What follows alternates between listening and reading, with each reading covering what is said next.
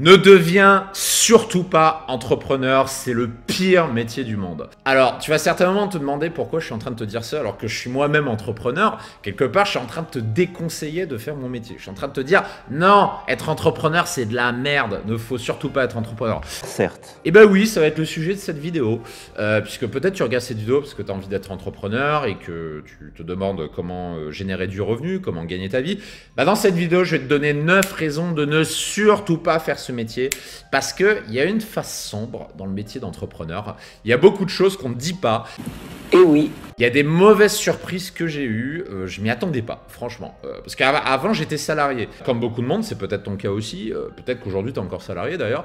Avant, j'étais salarié et comme beaucoup, je m'imaginais, ouais, entrepreneur, c'est trop bien, c'est la liberté, tu fais ce que tu veux, tu choisis tes horaires, t'es libre géographiquement. Là, par exemple, là, je suis pas à Paris, je suis à Varsovie, je suis en Pologne, je partage mon temps entre la Pologne, entre Paris, entre Nice, etc. Je suis en train de bouger. Donc, quelque part, j'ai presque la belle vie, quelque part. Pourtant, il y a une face sombre dans le métier d'entrepreneur que je n'attendais pas. Et c'est ce qu'on va voir ensemble dans cette vidéo. Si tu me découvres pour la première fois, je m'appelle Mike, je suis le créateur du cabinet de copywriting Mike Troy ainsi que d'autres entreprises, je gère 4 entreprises au total. Et mon métier, c'est de former les copywriters et les entrepreneurs sur Internet à travailler ensemble pour tripler leurs revenus sans augmentation de coûts. Et si tu veux en savoir plus pour savoir comment ça marche, je t'invite à te rendre sur le lien en description de cette vidéo. On va commencer par la première raison, et celle-là, c'est peut-être la plus difficile à accepter, c'est que quand tu es entrepreneur, tu travailles beaucoup plus qu'un salarié. On dit toujours, tu as peut-être lu la semaine de 4 heures de Tim Ferriss, peut-être que tu crois encore à ce mythe-là, au fait que tu peux créer une entreprise et travailler que 4 heures dans la semaine. Désolé de te décevoir, non. C'est fini, hein? Ça n'existe pas. Je ne connais aucun entrepreneur qui travaille 4 heures par semaine. Personne ne travaille 4 heures par semaine dans mon entourage. Zéro. Tu peux essayer de me chercher quelqu'un, tu peux essayer le mec qui enseigne j'en sais rien, le bouddhisme. Même les entrepreneurs qui vendent des formations sur le bouddhisme, c'est-à-dire comment on appelle ça, putain j'ai oublié, c'est pas ma spécialité, les disciplines où on apprend à se relaxer, à se reconnecter à soi, à moins travailler pour être en paix avec soi-même, etc. Même ces mecs-là, ces personnes-là, ils travaillent largement plus que 4 heures par semaine.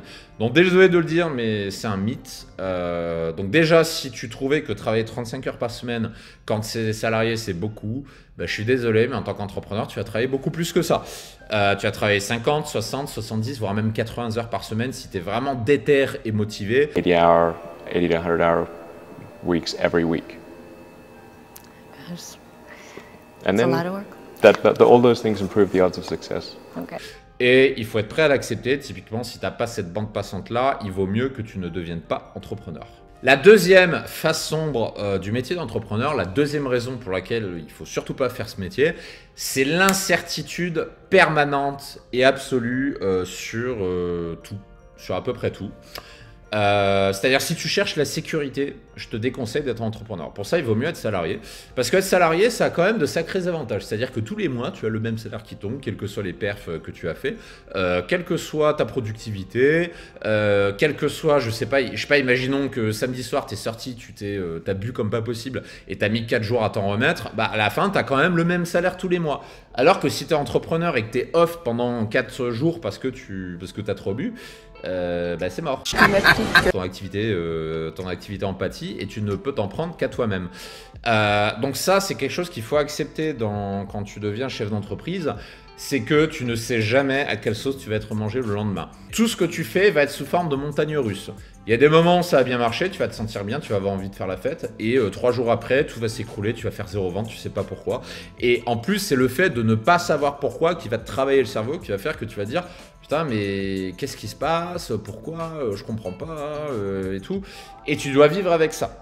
Et si tu es quelqu'un qui stresse facilement, bah, le métier d'entrepreneur, ça va être difficile parce que du coup, tu vas te retrouver à stresser en permanence. Et c'est comme ça que tu peux te déclencher un burn-out. Par exemple, il y a beaucoup d'entrepreneurs qui finissent en burn-out parce qu'ils n'arrivent pas à contrôler leur stress, leur anxiété, parce qu'ils travaillent trop, parce qu'ils n'arrivent pas à accepter l'incertitude inhérente liée à ce métier-là. Donc évidemment, tu peux arriver à maîtriser cette incertitude en te formant, en utilisant les bonnes méthodes. C'est typiquement le matériel que tu vas trouver sur ma chaîne YouTube. Donc je t'invite à t'abonner si ce n'est pas déjà fait et à aller regarder les autres vidéos, notamment si tu es copywriter. Il y a une vidéo que tu dois absolument voir. C'est comment passer de 0 à 4 000 € par mois, même si tu n'as aucun client aujourd'hui. Donc si tu es copywriter, je te conseille d'aller voir cette vidéo-là. Et si tu es entrepreneur, il y a une vidéo que j'avais tournée lors d'une interview. C'était comment augmenter tes revenus grâce à une seule petite phrase. Je t'invite vraiment à aller regarder cette vidéo. Ça va t'aider à faire décoller ton business. Et grâce à ces méthodes-là, tu vas pouvoir réduire l'incertitude sur ton activité, mais tu ne l'éviteras pas totalement. Troisième raison de ne surtout pas être entrepreneur, c'est les bugs à répétition, les plantages techniques, c'est-à-dire l'état d'alerte permanent dans lequel tu es. Un petit exemple, je vais te donner un florilège comme ça de merde qui peuvent te tomber dessus à tout moment. Un exemple, samedi à 16 h, j'étais en train de boire une bière avec un ami. Et je reçois un appel non masqué d'une personne que je n'ai pas dans mon répertoire. Je me dis, tiens, qu'est-ce que c'est? Je décroche. Et j'ai un client au bout du fil qui est énervé parce qu'il vient d'acheter une de mes formations, qu'il n'a pas reçu ses accès. Et d'un air très menaçant, il me fait « Ouais, alors, vous me donnez tout de suite mes accès parce que sinon, je vais porter plainte parce que j'en ai marre, c'est de l'arnaque, etc. » Donc, imaginez-vous, vous prenez une plainte client tandis que vous êtes en train de boire de votre bière avec un pote. Et ça m'a obligé à réagir en urgence. Alors, je ne sais même pas comment il a eu mon numéro, hein, d'ailleurs, parce que vous allez peut-être me dire « Ouais, mais Mike, normalement, il ne devrait pas pouvoir t'appeler. » Enfin, j'ai jamais su comment il a eu mon numéro. Donc, du coup, il a fait que j'allais voir en urgence ce que c'était. Et en fait, c'était très con, c'est le mail d'accès et formation a fini dans sa boîte à spam. Sauf que le réflexe de ce client-là, au lieu d'aller voir sa boîte à spam, de se dire « Tiens, j'ai peut-être mal écrit mon mail ou autre », ça a été de s'énerver contre l'acheteur, donc contre moi. Et la vie d'entrepreneur, c'est en permanence des trucs comme ça. Un autre exemple qui m'était arrivé il y a quelques temps, c'est un dimanche cette fois-ci, toujours les week-ends, hein, je ne sais pas pourquoi. Un dimanche, site inaccessible, site planté, aucun trafic, site inaccessible et en urgence, je suis obligé de contacter mon webmaster. Donc, je dois déranger mon webmaster pour lui dire « Putain, le site est hors ligne, qu'est-ce qui se passe? Il faut absolument corriger ça. » Parce que le problème quand vous avez un site hors ligne alors que vous avez beaucoup de trafic dessus, par exemple, c'était un site qui fait 2000 visiteurs par jour à peu près, ce qui est quand même une grosse quantité. C'est une des 4 marques que je gère. En fait, 2000 visiteurs en moins par jour, c'est beaucoup d'argent de manque à gagner qui ne rentre pas. Donc, c'est des pertes financières qui se chiffrent à 2000, 3000, 4000 € par jour. Donc ça veut dire que vous êtes obligé de réagir tout de suite pour corriger cette faille parce que vous êtes en train de perdre de l'argent en ce moment même. Et la vie d'entrepreneur, c'est ça, c'est en permanence, vous allez avoir des alertes comme ça, vous allez être dérangé dans votre vie de famille, vous êtes un mariage, vous allez avoir un con qui va vous appeler parce qu'il a passé formation alors qu'en fait c'est dans sa boîte à spam, vous allez avoir en permanence des emmerdes comme ça. Et il faut être prêt à l'accepter parce que c'est une vraie différence par rapport à quand vous êtes salarié. Quand vous êtes salarié, vous n'avez pas ces emmerdes-là. Quatrième raison de ne pas être entrepreneur, c'est que les banquiers et les propriétaires ne vous aiment pas. Si vous ne me croyez pas, faites l'expérience, créez votre entreprise ou devenez auto-entrepreneur.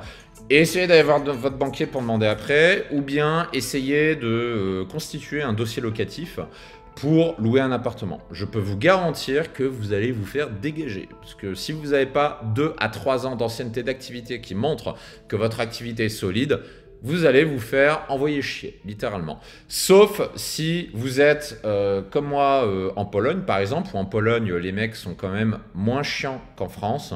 En Pologne, il faut le savoir, la loi favorise le propriétaire. Donc, c'est-à-dire qu'à partir du moment où vous signez un papier, vous vous engagez à payer le loyer, en fait, vous n'avez pas de preuve de documentation à fournir. Là, aujourd'hui, je suis à un appartement dont le loyer est assez cher. Je n'ai pas eu besoin de justifier de mes revenus. J'ai juste à signer un papier où je m'engageais à payer le loyer. Et si je ne paye pas le loyer au bout d'un certain semaine de retard, le propriétaire a le droit, au niveau de la loi, de me dégager de l'appartement pour défaut de paiement du loyer. Et c'est ça qui fait qu'en Pologne, c'est très facile de louer un appartement. Alors qu'en France, vous devez faire un dossier comme ça. Et le problème quand vous êtes entrepreneur, c'est que c'est compliqué. Donc ça, il faut le savoir. Je vous recommande de faire... Moi, il y a un truc que j'avais fait avant de devenir entrepreneur. J'ai changé d'appartement juste avant de démissionner de mon ancien job en CDI, puisqu'avant j'étais chef de projet au ministère des Armées, j'étais en CDI, donc j'avais quand même un document très apprécié de la part des bailleurs. Bah, du coup, qu'est-ce que j'ai fait? J'ai changé d'appartement juste avant de démissionner. Comme ça, j'ai dit, hey, je suis en CDI. Et c'est comme ça que j'ai eu un appart facilement. 5e raison de ne pas devenir entrepreneur, c'est qu'à partir du moment où vous allez gagner beaucoup d'argent, vous allez vous faire défoncer par la critique. Vous allez vous faire critiquer. Les gens qui vont dire, vous êtes un enfoiré capitaliste, vous êtes un connard, vous êtes un mec arrogant, vous êtes un frimeur, vous devriez donner l'argent au Resto du Cœur, vous devriez avoir honte, on devrait augmenter vos impôts, les gens comme vous, ça ne devrait pas exister, il y a des gens qui crèvent de faim dehors, vous devriez donner 90% de vos revenus à ces gens-là qui sont en train de mourir dehors, etc. etc. Donc en fait, vous allez vous prendre, bien sûr, les jugements de tout le monde. Et ça, il faut le savoir, ça fait partie du game, ça fait partie du jeu. À partir du moment où vous réussissez, surtout où vous gagnez de l'argent, vous allez vous faire défoncer par la critique. Et ça, c'est confirmé par tous mes clients entrepreneurs. Chaque fois que je coach un entrepreneur, je ne sais pas, qui gagne 100 000 € par mois, 150 000 € par mois, à chaque fois, quand on discute en off, en dehors du travail, bah, il me dit la même chose. Il me dit, ils sont presque obligés de se cacher. Ils sont obligés de cacher leurs revenus. Ces personnes-là, s'ils ont envie de, je sais pas, de s'acheter une Porsche, il y en a beaucoup qui n'osent pas le faire parce qu'ils ont peur de la critique ou parce qu'ils ont peur de se la faire rayer par des personnes jalouses qui sont pas à ces niveaux-là. Malheureusement, en France, c'est beaucoup comme ça. Alors en Pologne, c'est différent. Ça, c'est quelque chose que j'aime beaucoup en Pologne, c'est qu'à partir du moment, je sais pas, vous vous promenez en Porsche ou quoi, on va pas essayer de venir rayer votre voiture.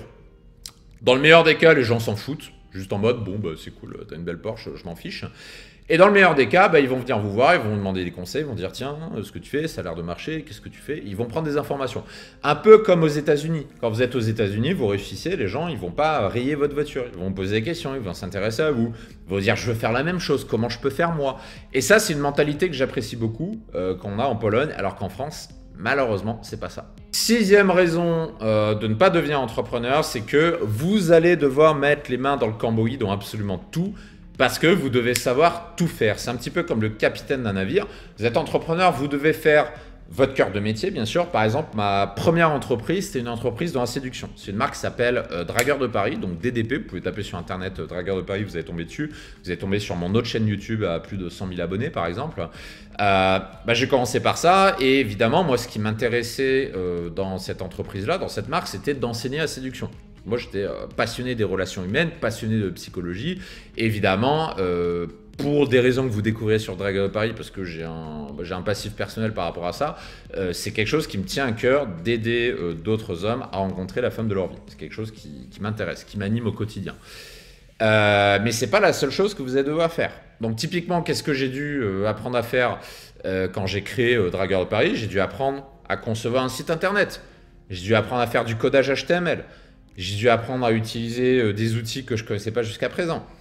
Ensuite, j'ai dû apprendre à faire l'administratif. J'ai dû apprendre à faire la comptabilité. J'ai dû apprendre le juridique. J'ai dû apprendre la loi française sur un certain nombre de sujets que je ne connaissais pas et qui ne m'intéressaient pas. Ensuite, j'ai dû apprendre à manager. Parce qu'au début, j'étais tout seul, mais après, il a fallu que je recrute. J'ai recruté des freelances, j'ai recruté des salariés. Donc, il a fallu que je me forme à tout ça. Il a fallu que j'apprenne le management, que j'apprenne à former ces mecs-là, que j'apprenne à rédiger un contrat de travail, que j'apprenne à, tiens, qu'est-ce qu'il faut faire comme déclaration? Il faut que je me renseigne encore dans la loi française. Ensuite, il a fallu que je me forme sur les process. Comment écrire des process pour que ce soit mis en œuvre dans l'équipe, etc. Ensuite, il a fallu que je me forme, par exemple, sur le copywriting. C'est comme ça que j'en suis venu à créer mon cabinet de copywriting, parce qu'en fait, j'ai commencé à en faire il y a 5 ans. Aujourd'hui, je l'enseigne, parce que c'est un domaine qui finalement me passionne et sur lequel je suis régulièrement sollicité. Donc, au bout d'un moment, je me suis dit, bah, tiens, pourquoi pas créer mon cabinet de copywriting? C'est comme ça que je l'ai créé, tout simplement. Donc, j'ai dû me former à ça aussi. Mais après, j'ai dû me former à des domaines où je suis moins fort. Par exemple, mon expertise, c'est l'email marketing, c'est l'écrit. Malheureusement, il a fallu que je me forme à parler à l'oral. Je ne sais pas ce que vous en pensez, vous me direz en commentaire dans cette vidéo. Moi, je me trouve mauvais à l'oral. Je trouve qu'il y a plein de mecs qui sont 10 fois meilleurs que moi. Mais il a fallu que je m'apprenne à m'exprimer correctement en vidéo. Il a fallu que j'apprenne à parler. Il a fallu que j'apprenne un peu les gestuels pour animer, pour que les gens regardent les vidéos jusqu'au bout, etc. Alors que la vidéo, c'est pas un format où je suis naturellement à l'aise. Mais il a fallu que je l'apprenne. Il a fallu que j'améliore ma voix. Il a fallu que je m'intéresse à, tiens, comment on règle, comment on fait de l'étalonnage audio pour avoir une voix qui est pas trop déconnante quand on fait de l'enregistrement. Il a fallu que j'apprenne à faire du montage vidéo, que j'apprenne à faire du montage audio, etc. Donc en fait, quand vous êtes entrepreneur, ce que je veux dire, c'est que bien sûr, vous allez faire votre cœur de métier, mais vous allez aussi devoir apprendre à faire des choses que vous n'aimez pas. Et ça fait partie du job, et je pense notamment, si comme moi, vous avez une phobie administrative, les impôts, la TVA, si ça vous fait chier, comme beaucoup de mes clients d'ailleurs, je suis désolé, vous éviterez pas ce sujet. Quand vous êtes entrepreneur, vous avez l'obligation de vous intéresser à la fiscalité, à la comptabilité, et même si vous n'aimez pas la comptabilité, vous n'avez pas le choix. Et même si vous le déléguez à un cabinet comptable, vous avez le devoir de vous y intéresser quand même. 7e raison de ne surtout pas être entrepreneur, c'est que le jour où vous êtes malade, si vous n'avez pas fait gaffe, tout s'arrête. Ça, c'est une problématique qu'ont rencontré beaucoup de mes clients entrepreneurs par le passé. C'est-à-dire qu'à l'époque, tout dépendait de leur force de travail parce qu'ils étaient seuls et parce qu'ils n'avaient rien automatisé. Donc, il suffisait qu'ils soient malades pendant une semaine ou bien qu'ils n'aient pas envie de travailler pendant une semaine, ils ne sont plus payés. Contrairement à quand vous êtes salarié, vous avez le même salaire qui tombe tous les mois. Pas quand vous êtes entrepreneur. Sauf si vous avez mis en place des systèmes qui vous rapportent de l'argent automatiquement. Typiquement, c'est ce que j'ai mis en place et ce que j'enseigne à mes clients avec le système du rentier de l'email. Ça, c'est quelque chose que vous pourrez découvrir en vous inscrivant sur ma liste privée qui se trouve en description de cette vidéo. C'est des systèmes qui vous permettent de gagner de l'argent automatiquement. Mais il faut le mettre en place. Mais il faut le savoir, ça demande quand même un peu de temps. Et globalement, quand vous êtes entrepreneur, vous n'avez pas la sécurité du salariat. Ce qui m'amène au 5, 6, 7, 8, 8e point, c'est ça. Vous n'avez aucune sécurité de manière générale. Vos clients peuvent se barrer à tout moment. Votre outil d'emailing peut planter à tout moment. Votre site peut être attaqué à tout moment. Vous pouvez vous prendre un bad buzz sur Internet à tout moment. Vous pouvez vous prendre un burn-out aussi à tout moment si vous bossez trop, etc., etc. Donc, ce qu'il faut comprendre, c'est que en tant qu'entrepreneur, vous devez accepter que vous n'avez aucune sécurité. Donc, il ne faut pas faire ce métier si vous êtes en recherche de sécurité. Je vous le redis, si vous cherchez de la sécurité, faites plutôt, restez salarié, parce que c'est une vraie sécurité. Ou alors, autre possibilité, devenez entrepreneur et mettez en application les systèmes d'automatisation d'email que j'enseigne sur ma liste privée. C'est pas quelque chose qui va vous rendre... je vous dis pas que vous allez gagner 100 000 € par mois avec ça. Hein. Faut quand même casquer pour arriver à ce niveau-là. Mais déjà, si avec un système d'automatisation d'email, vous avez 3 000, 4 000, 5 000 € par mois qui rentrent, ce qui est une somme très faible. Moi, mais à titre personnel, mes automatisations par email, elles me ramènent minimum 50 000 € par mois. Juste ces automatisations email. Donc ça, c'est quelque chose que vous pouvez mettre en place et juste ça vous rapporte quelques milliers d'euros par mois. Ça vous permet d'assurer une certaine sécurité, ça vous permet globalement de dormir sur vos deux oreilles. 9e raison et dernière raison de ne pas devenir entrepreneur, c'est la volatilité de vos revenus. Qu'est-ce que ça veut dire? Ça veut dire que vos revenus en tant qu'entrepreneur, ça va faire le yo-yo. Il y a des moments où vous allez faire, je ne sais pas, un mois à 150 000 €. Là, vous êtes content. One Moon, One Lambo, vous pouvez aller rouler en bas, c'est cool. Le volant, tac, tac, tac, les filles, machin. Et le mois d'après, vous faites 2000 € de vente, ou 0 peut-être même. Et globalement, si vous n'avez pas bien conçu votre système de revenus, même si vous l'avez conçu, globalement, ça fait plutôt les montagnes russes. La seule manière d'avoir des revenus qui sont à peu près constants dans le temps, c'est par exemple de mettre en place des systèmes d'automatisation. Et je ne dis pas ça pour pousser absolument mes systèmes d'automatisation d'email, c'est que c'est une des manières les plus simples d'avoir des revenus qui sont globalement constants. Donc il y a ça. L'autre façon, c'est de mettre en place du recurring billing, donc de la facturation récurrente avec vos clients. Il y a des méthodes qui existent pour ça, encore une fois, que vous pouvez apprendre chez moi. Et il y a plein d'autres façons, d'autres systèmes marketing que vous pouvez mettre en place pour avoir des revenus qui sont à peu près stables toute l'année. Et ça vous éviter d'être dans un système quand ça va bien One Moon, One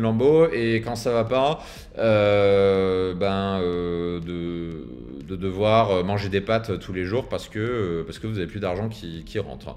Donc, sachez-le, la volatilité des revenus, ça fait partie du quotidien de chef d'entreprise. Vous pouvez atténuer ça en mettant en place un certain nombre de systèmes. Néanmoins, ça restera quand même globalement assez volatile. Voilà ce que j'avais à vous dire pour devenir entrepreneur. Et bien écoutez, si ça vous a pas rebuté, ça veut dire que ce métier est peut-être fait pour vous. Et si c'est le cas, je vous invite à regarder les autres vidéos sur ma chaîne. Si vous êtes entrepreneur, allez regarder la vidéo comment augmenter vos revenus grâce à une petite phrase. C'est une des vidéos qu'il y a sur ma chaîne, une des plus vues, je crois d'ailleurs. Et si vous êtes copywriter, allez regarder la vidéo comment passer de 0 à 4 000 € par mois. Vous allez apprendre beaucoup de choses et ça va vous aider justement à gagner votre vie sur Internet.